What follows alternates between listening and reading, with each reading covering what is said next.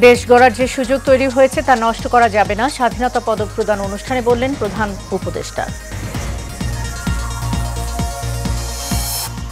আওয়ামী লীগ কখনোই গণতন্ত্রে বিশ্বাস করেনি, মন্তব্য মির্জা ফখরুলের। সংস্কারের নামে নির্বাচন পেছানোর ষড়যন্ত্র চলছে। দেশ বিরোধী উস্কানিদাতাদের গ্রেফতার করা হবে বললেন স্বরাষ্ট্র উপদেষ্টা। ঈদে সতর্ক অবস্থানে থাকবে আইন শৃঙ্খলা বাহিনী। এবং 25 মার্চে কাল রাত আজ 1 মিনিট ব্ল্যাক আউট থাকবে দেশ। স্বাধীনতা দিবসে শ্রদ্ধা জানাতে প্রস্তুত স্মৃতিসৌধ।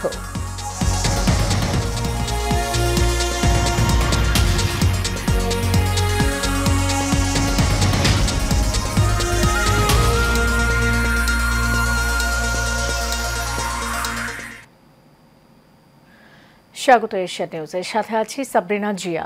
এতক্ষণ শুনছিলেন বিআরবি কেবল ইন্ডাস্ট্রিজ লিমিটেড সংবাদ শিরোনাম। এবার চলে যাব পুরো খবরে। অন্তর্বর্তীকালীন সরকারের প্রধান উপদেষ্টা অধ্যাপক ডক্টর মোহাম্মদ ইউনূস বলেছেন, 1971 সালে স্বাধীনতা যুদ্ধের উদ্দেশ্য ছিল একটি ন্যায়ভিত্তিক সমাজ প্রতিষ্ঠা করা, যেখানে আইনের শাসন থাকবে, মানুষের মৌলিক মানবাধিকার নিশ্চিত হবে এবং একটি বৈষম্যহীন সমাজ প্রতিষ্ঠিত হবে। কিন্তু স্বাধীন বাংলাদেশে এখনও ন্যায়ভিত্তিক সমাজ প্রতিষ্ঠা করা যায়নি। সকালে রাজধানীর ওসমানী স্মৃতি মিলনায়তনে স্বাধীনতা পুরস্কার প্রদান অনুষ্ঠানে তিনি কথা বলেন। পাতেন বিপ্লবের রিপোর্টটি দেখুন বিস্তারিত। স্বাধীনতা পদক পেলেন তাদের সবার জন্য আমরা দাঁড়িয়ে একবার হাততালি দিই সবার। অধ্যাপক জামাল নজরুল ইসলাম, কবি আল মাহমুদ, বেসরকারি উন্নয়ন সংস্থা ব্র্যাকের প্রতিষ্ঠাতা স্যার ফজলে হাসান আবেদ, লেখক ও বুদ্ধিজীবী বদরুদ্দিন উমর, বাংলার সঙ্গীত ও আর্টের 2 উজ্জ্বল নক্ষত্র আজম খান ও নভের আহমেদ, বুয়েট শিক্ষার্থী শহীদ আবরার ফাহাদ, এই 7 জনকে এবার স্বাধীনতা পুরস্কার প্রদান করা হলো। অনুষ্ঠানে প্রধান অতিথির বক্তব্যে ডক্টর ইউনূস বলেন, তাদের রাষ্ট্রীয় সম্মাননা জানাতে পেরে সরকার গর্বিত। জাতির এসব গর্বিত সন্তানদের অনুপ্রেরণা হিসেবে নিয়ে একটি ন্যায়ভিত্তিক সমাজ বিনির্মাণ করতে না পারলে সবই মূল্যহীন। স্বাধীন বাংলাদেশে এখনো ন্যায়ভিত্তিক সমাজ প্রতিষ্ঠা করা যায়নি। দীর্ঘদিন ধরে এই দেশের মানুষকে তাদের ভোটাধিকার থেকে বঞ্চিত করা হয়েছে। দুর্নীতি, লুটপাট ও খুনের রাজত্ব চালিয়ে দেশে একটি ফ্যাসিবাদী সরকার ব্যবস্থা কায়েম করা হয়েছে। অনুষ্ঠানে স্বাধীনতা যুদ্ধে সব বীর শহীদ ও মুক্তিযোদ্ধাদের গভীর শ্রদ্ধার সঙ্গে স্মরণ করেন প্রধান উপদেষ্টা। একই সাথে জুলাই গণ অভ্যুত্থানের শহীদ ও আহতদের শ্রদ্ধার সঙ্গে স্মরণ করেন তিনি। এ সময় তিনি বলেন, তাদের আত্মত্যাগের কারণে একটি নতুন বাংলাদেশ গড়ার স্বপ্ন দেখার সুযোগ হয়েছে। এই সুযোগ কোনো ক্রমেই বৃথা যেতে দেওয়া যাবে না বলেও উল্লেখ করেন তিনি। আজকের দিনে আমি শ্রদ্ধার সঙ্গে স্মরণ করছি জুলাই গণ অভ্যুত্থানের শহীদ ও আহতদের। তাদের আত্মত্যাগের কারণে আমরা একটা নতুন বাংলাদেশ গড়ার স্বপ্ন দেখার সুযোগ পেয়েছি। এই সুযোগ আমরা কোনো ক্রমেই বৃথা হতে দেব না। দেরিতে হলেও তাদের এই স্বীকৃতি ও সম্মান প্রদান করতে পেরে সরকার আনন্দিত উল্লেখ করে প্রধান উপদেষ্টা বলেন, তাদের কাজ যুগ যুগ ধরে প্রজন্ম থেকে প্রজন্মে তরুণদের মধ্যে অনুপ্রেরণা ছড়িয়ে দেবে। অবদানের জন্য এই বছর অন্তর্বর্তী সরকার 6 জন বিশিষ্ট নাগরিক পাতেন বিপ্লব, এশিয়ান টেলিভিশন, ঢাকা। স্বাধীনতা পুরস্কারে ভূষিত। দর্শক, অন্তর্বর্তীকালীন সরকারের প্রধান উপদেষ্টা ডক্টর মোহাম্মদ ইউনূস জাতির উদ্দেশ্যে বক্তব্য রাখছেন। বিটিভির সৌজন্যে আমরা এখন সরাসরি চলে যাব সেখানে। বৈঠক করেছে, তারা আমাদের পাশে থাকার জন্য আন্তরিক আগ্রহ প্রকাশ করেছেন। সম্প্রতি আমি সংযুক্ত আরব আমিরাতে গিয়েছিলাম। তারা বিগত সরকারের সময় আমাদের ভিসা বন্ধ করে দিয়েছিল। আমরা সেই দেশের ভিসার দরজা খোলার চেষ্টা চালিয়ে যাচ্ছি। তারা আশ্বাস দিয়েছেন তাদের দিক থেকে সকল আনুষ্ঠানিকতা সম্পন্ন করে ভিসার দরজা উন্মুক্ত করবেন। আমি আশা করছি সেটা দ্রুতই উন্মুক্ত হবে। আমি সংযুক্ত আরব আমিরাতকে আমাদের দেশে শিল্প কারখানা গড়ে তোলার জন্য একটি শিল্পাঞ্চল করার প্রস্তাব দিয়েছি। তারা এই বিষয়ে আগ্রহ জানিয়েছে। শিল্পাঞ্চলে 2টি কাজ দিয়ে তারা শুরু করবে, এই জন্য কথাবার্তা শুরু হয়েছে। প্রথমে মুসলিম বিশ্বে সরবরাহের জন্য একটি হালাল গোশত প্রক্রিয়াজাত করার কারখানা করবে। এরপর মৎস্য প্রক্রিয়াজাতকরণের জন্য কারখানা স্থাপন করবে। তারা আমাদের নতুন সামুদ্রিক বন্দর পরিচালনা করার জন্যও আগ্রহ জানিয়েছে। প্রিয় দেশবাসী, বিশ্ব মানচিত্রে বাংলাদেশকে অনন্য উচ্চতায় নিয়ে যাওয়া আমাদের অন্যতম লক্ষ্য। এই লক্ষ্যে আমরা আসিয়ানের সদস্য হিসেবে যোগদান করার বিষয়ে আগ্রহের কথা জানিয়েছি। এই বছরের শুরু থেকেই মালয়েশিয়া আসিয়ানের চেয়ারম্যানের দায়িত্ব গ্রহণ করেছে। মালয়েশিয়ার মাননীয় প্রধানমন্ত্রী আনোয়ার ইব্রাহিমের সঙ্গে এই বিষয়ে কথা হয়েছে। তিনি আমাদের আবেদনের প্রতি সমর্থন জানিয়েছেন, আমাকে মালয়েশিয়া সফরের আমন্ত্রণ জানিয়েছেন। আমি এই আমন্ত্রণ গ্রহণ করেছি। মালয়েশিয়া রোহিঙ্গা সমস্যা সমাধানের জন্য জাতিসংঘের সম্মেলন আয়োজনের দায়িত্ব নিয়েছে। আমাদের দেশ থেকে শ্রমিক নিয়ে যাবার ব্যাপারে যে সমস্ত সমস্যার সৃষ্টি হয়েছিল সবগুলো সমাধানের জন্য আন্তরিকভাবে তারা কাজ করছে। আগামীকাল 4 দিনের সফরে আমি চীন যাচ্ছি। প্রেসিডেন্ট শি জিনপিংয়ের সঙ্গে আমার বৈঠক হবে। চীনের বড় বড় ব্যবসায়িক প্রতিষ্ঠানের সিইওদের সঙ্গেও বৈঠক করব। পৃথিবীর সর্ববৃহৎ চাইনিজ সোলার প্যানেল নির্মাতা প্রতিষ্ঠান লংজি বাংলাদেশে কারখানা স্থাপনের আগ্রহ জানিয়েছে। আমরা তাদের সঙ্গে কাজ করছি। এছাড়া প্রযুক্তিগত সহায়তা, মেডিকেল সহায়তা, স্বল্প মূল্যে চিকিৎসা সহ অন্যান্য বিষয়ে আলোচনা হবে। তারা আমাদের দেশ থেকে আম, কাঁঠাল ও পেয়ারা আমদানি করতে চায়। এটা খুব দ্রুতই শুরু হবে। এই সফরের মধ্য দিয়ে আমাদের দু দেশের সম্পর্ক ঘনিষ্ঠতর হবে। আমি বরাবরই বলে এসেছি, আমরা মহা সৌভাগ্যবান এক জাতি। পৃথিবীর মানচিত্রে আমাদের অবস্থানের কারণে বাংলাদেশ, ভারত, নেপাল ও ভুটান, দক্ষিণ এশিয়ার এই 4টি দেশ মিলে একটি যৌথ অর্থনীতি গড়ে তুলতে পারলে 4 দেশই লাভবান হবে। নেপাল ও ভুটান আমাদের জলবিদ্যুৎ দিতে অত্যন্ত আগ্রহী, আমরাও নিতে আগ্রহী। বাংলাদেশের শিল্পাঞ্চল গড়ে তুলতে এর কোনো বিকল্প নেই। আমাদের রয়েছে এক বিস্তীর্ণ মহাসাগর। ভৌগোলিক অবস্থানগত কারণে আমাদের সামনে বিরাট অর্থনৈতিক সুযোগ এনে দিয়েছে। কুমিরা থেকে টেকনাফ পর্যন্ত দীর্ঘ উপকূলভূমি। এই দীর্ঘ উপকূল জুড়ে বিরামহীনভাবে অনেকগুলি আধুনিক প্রযুক্তি সমৃদ্ধ আন্তর্জাতিক মানের সমুদ্র বন্দর, শিল্প কারখানা, রপ্তানি প্রক্রিয়াজাতকরণ এলাকা স্থাপন করা গেলে পুরো অর্থনৈতিক অঞ্চলের ভবিষ্যৎ দ্রুত পরিবর্তন সম্ভব। নেপাল থেকে জলবিদ্যুৎ আনতে পারলে জীবাশ্ম জ্বালানির উপর আমাদের নির্ভরশীলতা কমবে। বর্তমানে বিশ্ববাসী পরিবেশ রক্ষায় সচেতন, তারা এটাকেই সর্বোচ্চ অগ্রাধিকার দিচ্ছে। জীবাশ্ম জ্বালানির উপর নির্ভরশীলতা কমিয়ে পরিবেশ বান্ধব বিকল্প পাওয়া গেলে বিদেশি বিনিয়োগকারীদের আরও বেশি মনোযোগ আকর্ষণ করা যাবে। দেশের ক্রমবর্ধমান বিদ্যুৎ চাহিদার পরিপ্রেক্ষিতে রূপপুর পারমাণবিক বিদ্যুৎ কেন্দ্রের কাজ যথাসময়ে শেষ করার বেশি আমরা জোর দিয়েছি। রোসাটমের মহাপরিচালক আমাকে বলেছেন শিগগিরই বিদ্যুৎ কেন্দ্রটি পরীক্ষামূলকভাবে চালু করা হবে। আমাদের পণ্য পৃথিবীর পণ্য। এই পণ্য নেপালে যাবে, ভুটানে যাবে, ভারতের 7 সিস্টার্সে যাবে। প্রতিবেশীদের পণ্য আমাদের এখানে আসবে, সারা পৃথিবীর কাছে পৌঁছে যাবে। এইভাবেই এটি একটি লাভজনক অর্থনৈতিক অঞ্চল হিসেবে দাঁড়িয়ে যাবে। আর এই অঞ্চলের গুরুত্বপূর্ণ ভূমিকায় থাকবে বাংলাদেশ। বাংলাদেশের সবচেয়ে বড় সমস্যা সীমাহীন দুর্নীতি। স্বৈরাচারী সরকার এই দুর্নীতিকে বিশ্বের শীর্ষস্থানে নিয়ে গেছে। দুর্নীতির ফলে শুধু যে সবকিছুতে অবিশ্বাস্য রকম ব্যয়বৃদ্ধি পাচ্ছে তাই না, এর ফলে সরকার ও জনগণের সকল আয়োজন বিকৃত হয়ে যায়। সরকারের লক্ষ্য, নীতিমালা, প্রাতিষ্ঠানিক আয়োজন, সরকারি কর্মকর্তাদের দায় দায়িত্ব যা কিছু কাগজে লেখা থাকে তার সব কিছু অর্থহীন হয়ে যায়। দেশ চলে অলিখিত আয়োজনে। সরকারকে চলতে হয়, ব্যবসায়ীকে চলতে হয়, শিল্পপতিকে চলতে হয়, বিনিয়োগকারীকে চলতে হয়, দেশের সকল নাগরিককে এই অলিখিত নিয়মে চলতে হয়। নাগরিককে এই অদৃশ্য জগতের সঙ্গে মোকাবেলা করে টিকে থাকার বিদ্যায় পারদর্শী হতে সাধনা করতে হয়। দৈনন্দিন জীবনে টিকে থাকা এবং সাফল্য অর্জনের জন্য একটা নতুন ভাষা আয়ত্ত করতে হয়। চারদিকে কী শব্দ বলা হচ্ছে, কাগজে কি লেখা হচ্ছে তা মনে মনে দ্রুত অনুবাদ করে তার মর্মার্থ বুঝে নিতে হয়। তা না হলে দৈনন্দিন সিদ্ধান্ত নেওয়া যায় না। সবচেয়ে বড় মুশকিল হলো এর কোনো অভিধান নেই। কারণ ব্যক্তি বিশেষে, স্থান বিশেষে, পরিস্থিতি বিশেষে এর অর্থ ক্রমাগতভাবে পাল্টে যায়। পুরো বিশ্ব বুঝে গেছে আমরা জাতি হিসেবে সততার পরিচয় বহন করি না। এটা শুধু জাতীয় কলঙ্কের বিষয় নয়, আন্তর্জাতিক বাণিজ্যে এটা আত্মঘাতী বিষয়। দেশবাসীর মতো আন্তর্জাতিক সম্প্রদায়ও চায় আমরা দুর্নীতিমুক্ত হই, কারণ তারা আমাদের সঙ্গে ব্যবসা বাণিজ্য সম্প্রসারণ করতে চায়। দুর্নীতিমুক্ত হতে না পারলে ব্যবসা বাণিজ্য কিছুই চলবে না। দুর্নীতি থেকে মুক্ত হওয়া ছাড়া বাংলাদেশের কোনো গতি নেই। অন্তর্বর্তী সরকার সকল কাজ দুর্নীতিমুক্ত করতে সর্বোচ্চ অগ্রাধিকার দিয়ে যাচ্ছে। এই সরকারের মেয়াদকে দুর্নীতিমুক্ত রাখার চেষ্টার পাশাপাশি আগামী দিনেও দেশের নাগরিককে যেন সরকারের পৃষ্ঠপোষকতা দুষ্পুষ্ট দুর্নীতি থেকে মুক্ত রাখতে পারে সেই ব্যবস্থা নিশ্চিত করতে আমরা প্রতিশ্রুতিবদ্ধ। দুর্নীতি ও হয়রানি রোধে আমরা একটা বিষয়ের উপর গুরুত্ব দিচ্ছি। সরকারের সঙ্গে দৈনন্দিন, মাসিক বা বার্ষিক রুটিন কাজের জন্য যেন কোনো নাগরিককে সশরীরে কোনো সরকারি অফিসে উপস্থিত হতে না হয়।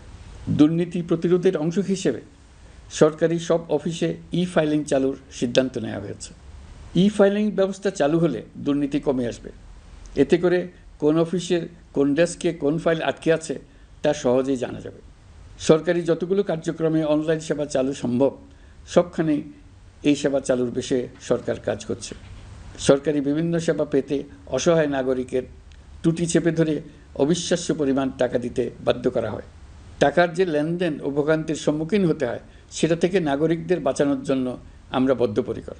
অনলাইনে সেবা পাওয়ার পদ্ধতিটি আরও কীভাবে সহজ করা যায় এই ব্যাপারে আমাদের কাছে পরামর্শ জানিয়ে লিখুন, ইমেইল করুন। আপনি বা আপনার পরিবারের যে কেউ এই সেবা বাণিজ্যিকভাবে দিতে চাইলে প্রশিক্ষণ গ্রহণ করে পৃথিবীর যে কোনো স্থান থেকে এই সেবা দিতে পারবেন। বিগত সরকারের আমলে ভিন্নমতকে দমন করার জন্য মিথ্যা মামলাকে হাতিয়ার হিসেবে বেছে নেওয়া হয়েছিল। বিভিন্ন পর্যায়ে যাচাই বাছাই করে আমরা এইসব হয়রানিমূলক মামলা প্রত্যাহারের উদ্যোগ নিয়েছি।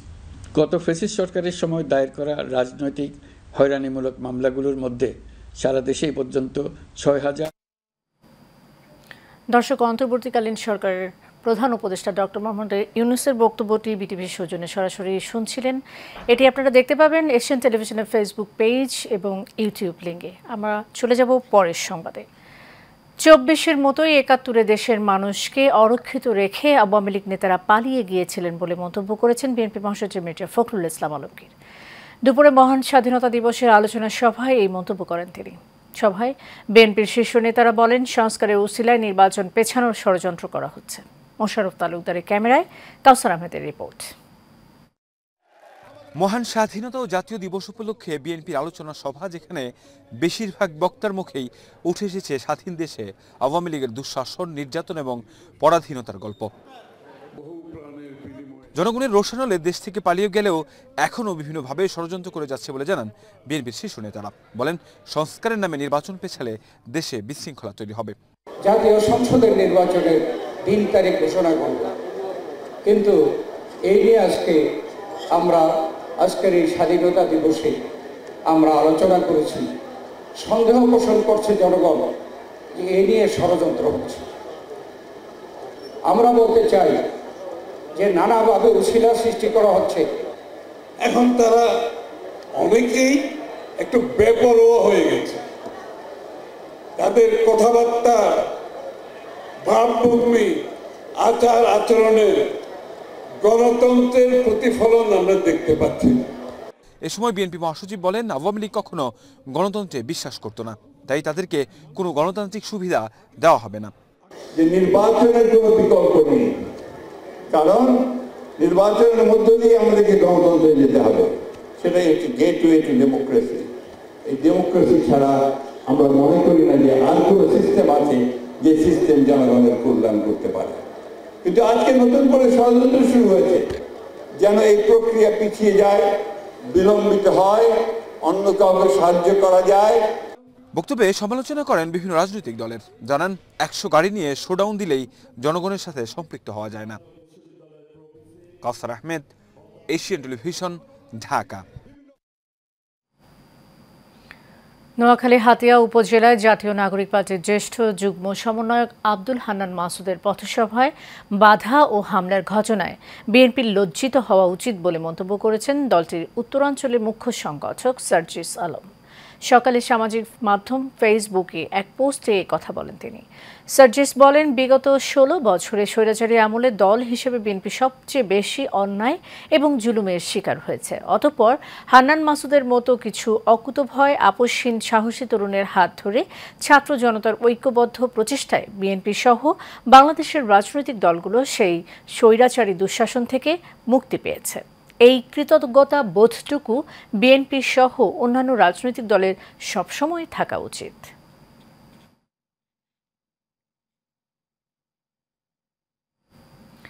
দেশবিরোধী ধ্বংসাত্মক আন্দোলন, সমাবেশ ও উস্কানিদাতাদের বিরুদ্ধে সরকারের কঠোর অবস্থান তুলে ধরে স্বরাষ্ট্র উপদেষ্টা জাহাঙ্গীর আলম চৌধুরী বলেছেন, এ ধরনের তৎপরতায় জড়িতদের গ্রেফতার করা হবে। আজ সচিবালয়ে আইনশৃঙ্খলা পরিস্থিতি সংক্রান্ত সভা শেষে তিনি বলেন, নারী ও শিশু ধর্ষণ মামলার বিচার দ্রুত শেষ করা হবে। নূর মোহাম্মদ ভূঁইয়ার রিপোর্ট।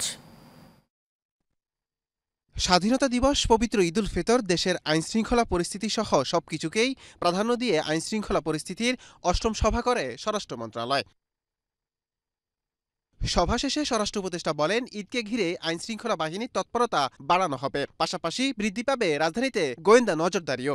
দেশ বিরোধী ধ্বংসাত্মক আন্দোলন, সমাবেশ ও উস্কানিদাতাদের গ্রেপ্তার করা হবে।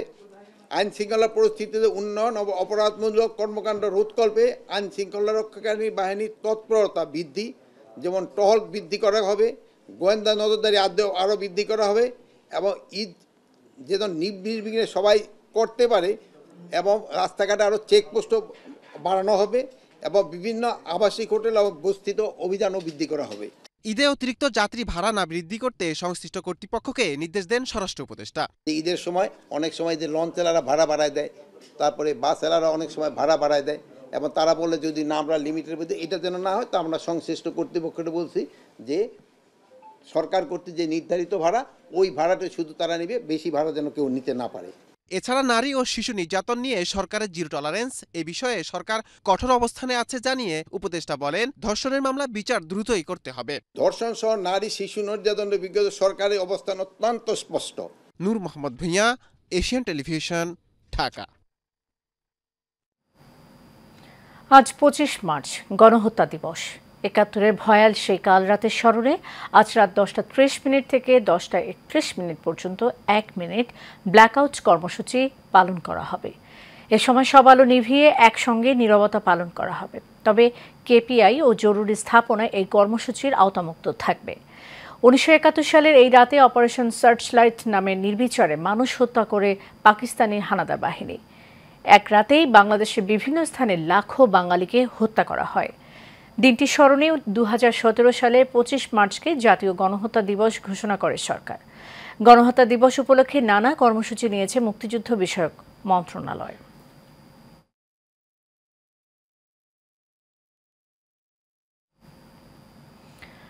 পঞ্চান্নতম মহান স্বাধীনতা দিবসে জাতির বীর শহীদদের প্রতি শ্রদ্ধা জানাতে প্রস্তুত সাভার জাতীয় স্মৃতিসৌধ। গণপূর্ত বিভাগের তত্ত্বাবধানে স্মৃতিসৌধকে ধুয়ে মুছে পরিপাটি করা হয়েছে। সবুজ চত্বরের মাঝে লাল, নীল, হলুদ সহ বাহারি ফুলের চারা রোপণ করা হয়েছে। এছাড়া সৌধের নিরাপত্তা জোরদারের জন্য সিসিটিভি ক্যামেরা স্থাপন করা হয়েছে। সাভার থেকে শাকিল শেখের ছবিতে জহিরুল ইসলাম খান লিটনের রিপোর্ট, জানাচ্ছেন নূর মোহাম্মদ ভূঁইয়া।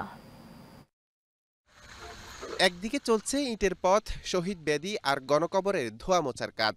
কেউ সাদা রঙের শুভ্র আভায় সাজিয়ে তুলছে পুরো সৌধ এলাকা। বৃক্ষরাজি প্রাঙ্গণ আর সবুজ ঘাসের গালিচা কেটে ছেটে নান্দনিক করে তোলার কাজও চলছে। মহান স্বাধীনতা দিবসে জাতির বীর সন্তানদের শ্রদ্ধা জানাতে এভাবেই প্রস্তুত করা হচ্ছে জাতীয় স্মৃতিসৌধ। আমরা এখানে রং তুলির কাজ করছি, যেভাবে সুন্দর হয় সেভাবে আমরা সাজাইতে রং তুলির কাজ করছি। আমরা স্মৃতিসৌধের কাজ করতেছি, রং তুলির কাজ করতে আমাদের খুব ভালো লাগে। আমরা এই যে যত টপ আছে, টপে রং তুলির কাজ করতেছি, ভালো লাগতেছে করে। এখানে সকল রাজনৈতিক ব্যক্তিবৃন্দ আসবে। ফুলের বাগানে ফুলের গাছ লাগানো, ধোয়া মোছার কাজ, টপ সাজানো, সবগুলি প্রস্তুতি আমাদের প্রায় শেষের দিকে। গণপূর্ত বিভাগ জানিয়েছে, জাতীয় স্মৃতিসৌধ এলাকায় সিসিটিভি ক্যামেরার আওতায় আনা হয়েছে। 26 মার্চ ভোরে রাষ্ট্রপতি ও প্রধান উপদেষ্টা শ্রদ্ধা নিবেদনের পর মূল ফটক খুলে দেওয়া হবে সাধারণ জনগণের জন্য। গণপূর্ত অধিদপ্তরের পক্ষ থেকে পুরো স্মৃতিসৌধ কমপ্লেক্সকে ধুয়ে মুছে পরিষ্কার পরিপাটি করা, ফুল দিয়ে সাজানো, রং তুলির কাজ, সিসি ক্যামেরা স্থাপন, লেক সংসার সহ সকল ধরনের কার্যক্রম সম্পন্ন করেছি। স্বাধীনতা দিবসে নিরাপত্তা জোরদারের পাশাপাশি গোয়েন্দা নজরদারি বাড়ানো হয়েছে বলে জানিয়েছেন ঢাকা জেলা পুলিশ। 26 মার্চের ভোর 5টা থেকে সকাল 7:30 পর্যন্ত আমরা এই জাতীয় যে আমাদের দিবসটি আসতেছে, আমরা সাভার স্মৃতিসৌধ এলাকা একদম আমিনবাজার থেকে গণস্বাস্থ্য কেন্দ্র পুরোটা আমরা নিরাপত্তা চাদর ঢেকে ফেলবো। 12টি সেক্টরে আমাদের এখানে প্রায় 3,500 পুলিশ কাজ করবে। পোশাকে এবং ট্রাফিকে, পিকেটিংয়ে, রুট লাইনিং, রুফটপ। সাভারের জাতীয় স্মৃতিসৌধের ইতিহাস ১৯৭২ সালে শুরু হয়েছিল নবীনগরের ভিত্তিপ্রস্তর স্থাপনের মাধ্যমে। ৮৪ একর জমিতে ১৫০ ফুট উচ্চতার সৌধ মিনার সহ পুরো চত্বরটি ১৯৮৮ সালে সম্পূর্ণ হয়। নূর মোহাম্মদ ভূঁইয়া, এশিয়ান টেলিভিশন। ভারতের ইন্ডিয়া টুডেতে বাংলাদেশ সেনাবাহিনীতে সামরিক কূ উল্লেখ করে যে প্রতিবেদন প্রকাশ করা হয়েছে তা মিথ্যা ও বানোয়াট বলে জানিয়েছে আন্তঃবাহিনী জনসংযোগ পরিদপ্তর ISPR। আজ ISPR থেকে পাঠানো এক বার্তায় একথা জানানো হয়। এতে বলা হয়, ইন্ডিয়া টুডে আবারও বাংলাদেশ সেনাবাহিনীর একটি রুটিন সভা সম্পর্কে মিথ্যা ও বানোয়াট তথ্যের ভিত্তিতে প্রতিবেদন প্রকাশ করেছে। এতে আরও বলা হয়েছে, প্রধান উপদেষ্টা মোহাম্মদ ইউনূসের বিরুদ্ধে অভ্যুত্থানের সম্ভাবনার মধ্যে বাংলাদেশ সেনাবাহিনীর জরুরি বৈঠক শীর্ষক প্রতিবেদনটি সাংবাদিকতার অসদাচরণ এবং একসময়ের স্বনামধন্য একটি সংবাদ মাধ্যমের মিথ্যা তথ্যের প্রচারক হয়ে ওঠার একটি উজ্জ্বল উদাহরণ। ইন্ডিয়া টুডে সহ গণমাধ্যমকে ভিত্তিহীন তথ্য উপস্থাপন না করার আহ্বান জানানো হয়।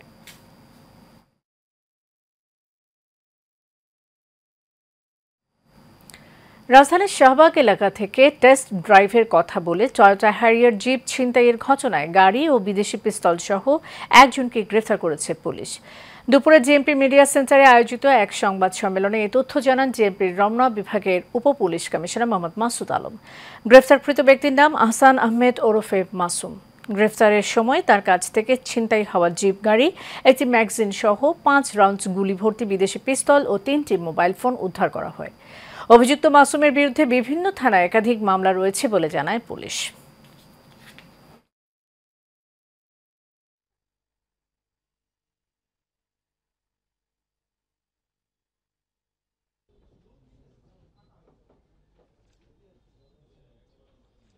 এবং সে হচ্ছে আবার একজন পেশায় ইঞ্জিনিয়ারও, সে ইঞ্জিনিয়ারিংয়ে পড়াশোনা করেছে, গাড়ির সম্পর্কে বিস্তর জ্ঞান, মানে ব্যাপক সে জ্ঞান রাখে।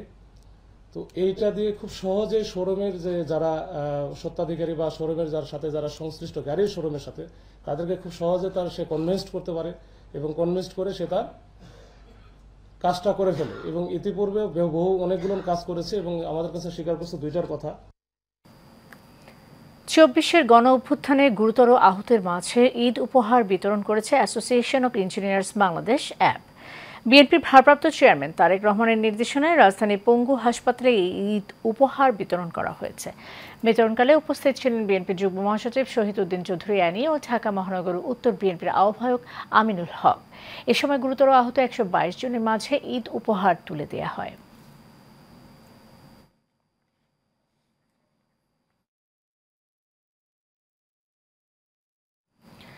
সারা বাংলা। মহান স্বাধীনতা দিবসে শেখ মুজিবুর রহমানের আত্মার মাগফিরাত কামনায় গাজীপুর সিটি কর্পোরেশন এলাকায় সকল মসজিদে বিশেষ প্রার্থনা করার নির্দেশ দিয়ে চিঠি দিয়ে সিটি কর্পোরেশনের উপসচিব নমিতা দে। গত 20 মার্চ গাজীপুর সিটি কর্পোরেশন থেকে ইস্যু করা ওই চিঠি ছড়িয়ে পড়ে সামাজিক যোগাযোগ মাধ্যমে। গাজীপুর সিটি কর্পোরেশনের উপসচিব নমিতা দে বলেন, তার সহকারী পুরনো চিঠি শুধু তারিখ পরিবর্তন করে তার সামনে নিয়ে আসলে ভালোভাবে না দেখে স্বাক্ষর করে ফেলেন তিনি। বিষয়টি নজরে আসলে তিনি সংশোধন করে পুনরায় আবার চিঠি ইস্যু করেন। এদিকে এই ঘটনায় তাকে সাময়িক বহিষ্কার করা হয়েছে।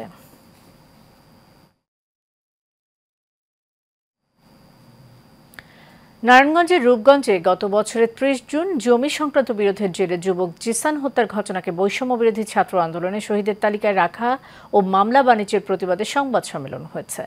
দুপুরে উপজেলার ভুলতাই ইউনিয়নে বিএনপির দলীয় কার্যালয়ে এক সংবাদ সম্মেলনে বক্তব্য রাখেন জেলা বিএনপির আহ্বায়ক কমিটির সদস্য আশরাফুল হক রিপন, আনোয়ার সাদাত সায়েম, ভুলতাই ইউনিয়ন বিএনপির সভাপতি আব্বাস উদ্দিন, ছাত্রদল নেতা রাকিব মোল্লা। এ সময় বক্তারা বলেন, এই মামলায় সক্রিয় ছাত্রদল কর্মীরা আসামি করে ফায়দা নেওয়ার চেষ্টা চলছে।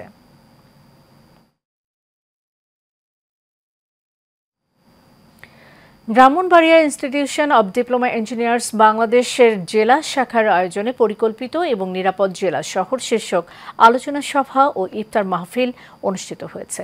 সোমবার শহরের কাউতলিতে আয়োজিত অনুষ্ঠানে প্রধান অতিথি ছিলেন অতিরিক্ত জেলা প্রশাসক মোহাম্মদ সাইফুল ইসলাম। সংগঠনের আহ্বায়ক স্থপতি গোলাম হাক্কানির সভাপতিত্বে সদস্য সচিব ইঞ্জিনিয়ার খালেদ সাইফুল্লাহর সঞ্চালনায় এতে বিশেষ অতিথি ছিলেন কেন্দ্রীয় কমিটির সদস্য সচিব ইঞ্জিনিয়ার সাখাওয়াত হোসেন, যুগ্ম আহ্বায়ক বীর মুক্তিযোদ্ধা ইঞ্জিনিয়ার মুসলিম উদ্দিন সহ অনেকে। বরগুনার আমতলীতে হতদরিদ্র, প্রতিবন্ধী ও পঙ্গুদের মধ্যে ঈদ উপহার সামগ্রী, লুঙ্গি ও শাড়ি বিতরণ করা হয়েছে। উপজেলা পরিষদের হল রুমে স্বেচ্ছাসেবী সংগঠন জাহানারা লতিফ মোল্লা ফাউন্ডেশন এই কাপড় বিতরণ ও ইফতার মাহফিলের আয়োজন করে। জাহানারা লতিফ মোল্লা ফাউন্ডেশনের সভাপতি সিনিয়র সাংবাদিক জাকির হোসেনের সভাপতিত্বে এতে প্রধান অতিথি ছিলেন আমতলী উপজেলা নির্বাহী অফিসার মোহাম্মদ আশরাফুল আলম। সভায় বিশেষ অতিথির বক্তব্য রাখেন আমতলী থানা ওসি তদন্ত আমির হোসেন, উপজেলা কৃষি অফিসার ও আমতলী সাংবাদিক নেতৃবৃন্দ সহ অনেকে।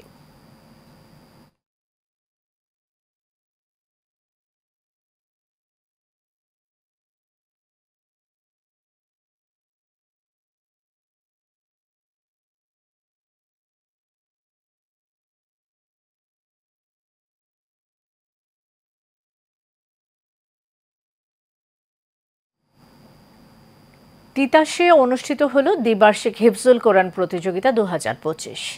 উপজেলার রামভদ্রা যুব কল্যাণ পরিষদের আয়োজনে গাজীপুরে সরকারি খান মডেল স্কুল অ্যান্ড কলেজ মাঠে এই প্রতিযোগিতা অনুষ্ঠিত হয়। এতে প্রথম স্থান অধিকার করেন হাফেজ মাহবুব হাসান, দ্বিতীয় হন হাফেজ আয়মান সরকার ও তৃতীয় হন হাফেজ খালিদ সাইফুল্লাহ। অনুষ্ঠানে প্রধান অতিথি হিসেবে বক্তব্য রাখেন তিতাস উপজেলার বরেণ্য আলেমে দ্বীন মাওলানা নুরুল ইসলাম নদভী।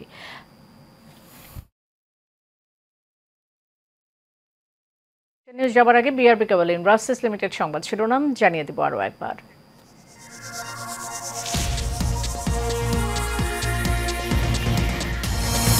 দেশ গড়ার যে সুযোগ তৈরি হয়েছে তা নষ্ট করা যাবে না, স্বাধীনতা পদক প্রদান অনুষ্ঠানে বললেন প্রধান উপদেষ্টা। আওয়ামী লীগ কখনোই গণতন্ত্রে বিশ্বাস করেনি, মন্তব্য মির্জা ফখরুল। সংস্কারের নামে নির্বাচন পেছানোর ষড়যন্ত্র চলছে। দেশ বিরোধী উস্কানিদাতাদের গ্রেফতার করা হবে বললেন স্বরাষ্ট্র উপদেষ্টা। ঈদে সতর্ক অবস্থানে থাকবে আইন শৃঙ্খলা বাহিনী। এবং 25 মার্চ কাল রাত 1 মিনিট ব্ল্যাকআউট থাকবে দেশ। স্বাধীনতা দিবসে শ্রদ্ধা জানাতে প্রস্তুত স্মৃতিসৌধ।